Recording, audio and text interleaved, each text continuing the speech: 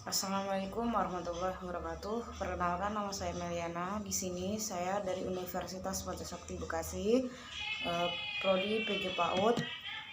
Di sini saya akan menyampaikan sedikit materi, yaitu tentang pendekatan dalam bimbingan konseling untuk anak usia dini dengan mata kuliah bimbingan konseling dosen pengampu Ibu Dr. Haji Rizawati MSI. Jadi pengertian pendekatan yaitu kata pendekatan terdiri dari kata dasar, dekat, dan mendapatkan imbuhan yang berarti hal, usaha, atau perbuatan pendekati atau pendekatan.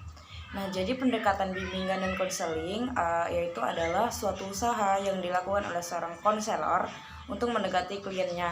Nah, sehingga klien mau menceritakan masalahnya, atau ada juga dalam beberapa referensi mengatakan jika bimbingan dan konseling yaitu adalah suatu layanan pemberian bantuan yang diberikan pada individu agar dapat memuntaskan tugas perkembangannya. Ada juga pendekatan bimbingan dan konseling anak usia dini, yaitu pendekatan krisis. Nah, dalam pendekatan krisis, layanan bimbingan dilakukan bila mana ditemukan adanya suatu masalah yang krisis yang harus segera ditanggulangi, dan guru atau pembimbing bertindak membantu anak yang menghadapi masalah tersebut. Nah, untuk menyelesaikannya, yaitu tekniknya yang pertama digunakan dalam pendekatan ini, yaitu adalah teknik-teknik yang secara pasti dapat mengatasi krisis tersebut. Nah, yang kedua yaitu pendekatan remedial. Nah, dalam pendekatan remedial, guru dan pembimbing akan memfokuskan bantuannya kepada upaya penyembuhan atau perbaikan terhadap kelemahan-kelemahan yang ditampakkan anak. Nah, tujuannya yaitu bantuan dari pendekatan ini adalah untuk menghindarkan terjadinya krisis yang mungkin dapat terjadi. Berbagai strategi dapat digunakan dalam membantu anak, seperti mengajarkan kepada anak keterampilan belajar, keterampilan bersosial, dan sejenisnya yang belum dimiliki anak sebelumnya. Nah, ada juga pendekatan preventif. Nah, pendekatan preventif itu yaitu merupakan pendekatan yang mencoba menginspirasi masalah-masalah yang mungkin akan muncul pada anak yang mencegah terjadinya masalah tersebut. Nah, masalah ini juga pada dasarnya anak taman kanak-kanak dapat berupa perkelahian, pencurian, merusak, menyerang, dan sebagainya. Nah, ada juga pendekatan perkembangan. Nah, dalam pendekatan perkembangan yaitu juga kebutuhan akan layanan bimbingan di taman kanak-kanak muncul dari karakteristik dan permasalahan perkembangan anak didik. Nah, baik permasalahan yang berkenaan dengan perkembangan fisik motorik, kognitif, sosial, emosi, maupun bahasa. Pendekatan perkembangan dalam bimbingan lebih berorientasi pada pengembangan ekologi perkembangan anak didik. Ada juga pendekatan tradisional. Nah, fokus perhatiannya pertama tujukan kepada siswa-siswa yang mengalami krisis. Nah, problemnya oriented dengan pendekatan secara klinik, diagnostik, dan pemberian treatment. Memusatkan diri pada siswa-siswa yang mengalami kelainan sehingga kegiatannya hanya terbatas kepada sebagai kecil dari keseluruhan siswa.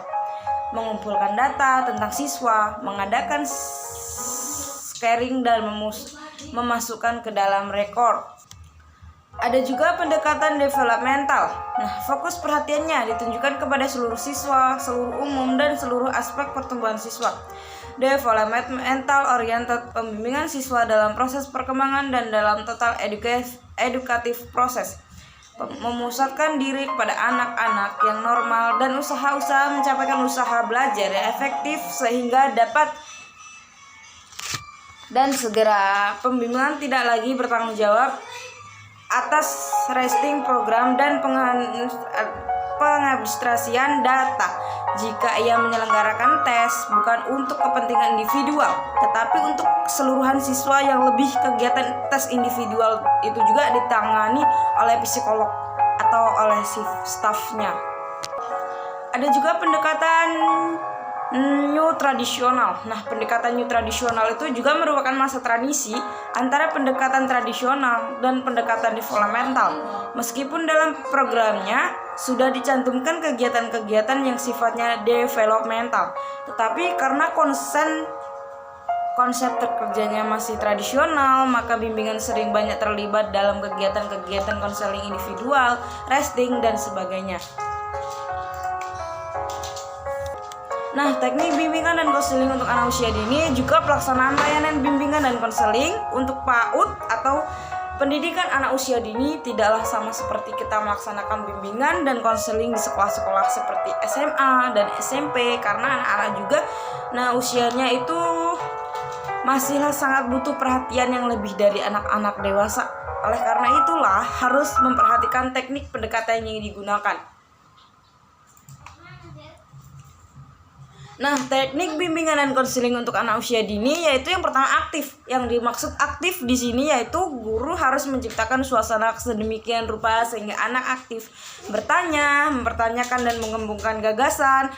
Belajar harus merupakan suatu proses aktif dari anak membangun pengetahuannya, bukannya proses pasif yang hanya menerima penjelasan dari guru tentang pengetahuan. Nah, yang kedua itu kreatif. Kreatif yang artinya memiliki daya cipta. Nah, memiliki kemampuan untuk berkreasi, peran aktif, dan anak juga proses pembelajaran akan menghasilkan generasi yang mampu menghasilkan sesuatu untuk kepentingan dirinya dan kepentingan orang lain. Kreatif juga dimaksud agar guru menciptakan kegiatan-kegiatan belajar yang beragam sehingga memenuhi berbagai tingkat kemampuan anak.